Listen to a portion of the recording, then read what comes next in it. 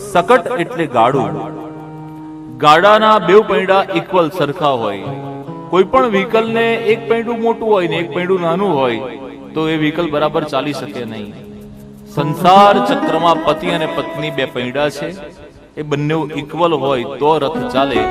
एक पैंडू मोटू होय अने एकदम एक नानू होय तो ए जीवन रथ आगळ चाली शकतो नथी।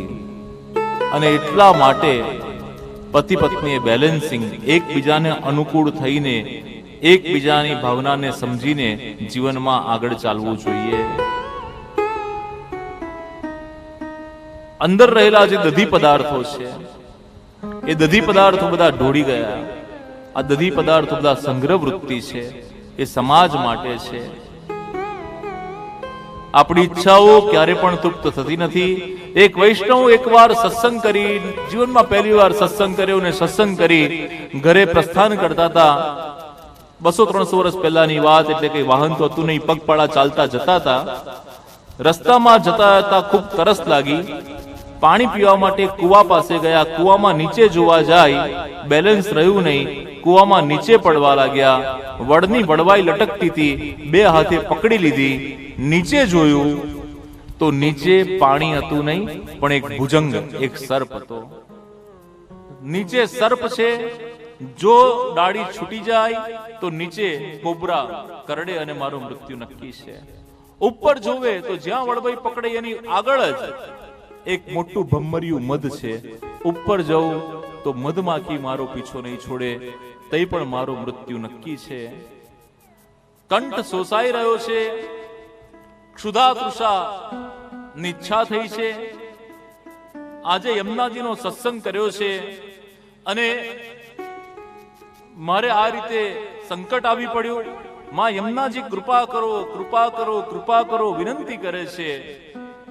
માં યમુનાજી સ્વયં એની મદદે આવવાનો વિચાર કરે છે। ત્યાં થઈ એવી ઘટના કે જે મધ ઉપર હતું એમાંથી એક બુંદ મધ ઝર્યું અને આ વૈષ્ણવના ઓષ્ઠ પર આવીને ઊભું રહી ગયું। વૈષ્ણવે ઓષ્ઠ પર આવેલું મધ જીભ વડે મુખમાં લીધું અને મધ મળતામાં જ એને જાણે જીવતદાન મળ્યું। કેટલું મીઠું મધ છે! જે ક્ષુધા અને તૃષા ગળાની અંદર હતી એ મધ આરોગવાથી ક્ષણિક એ મૃત્યુના ભયમાંથી મુક્ત થઈ ગયો કે નીચે સર્પ છે, ઉપર મધપૂડો છે, આ બધું જ ભૂલી ગયો, કારણ કે એને મધ મળ્યું। એ જ વખતે માં યમુનાજીએ હાથ લાંબો કર્યો કે હાથ ઝાલીને ઉપર આવી જા, પરંતુ વૈષ્ણવને થયું કે એક બુંદ મધ આટલું મીઠાશનો અનુભવ કરાવે છે, હજુ એક બે ટીપા પડી જાય તો વધારે સારું। એટલે મુખ ખોલી અને મધની રાહ જોવા લાગ્યો। આપણું પણ સંસારમાં આવું જ છે।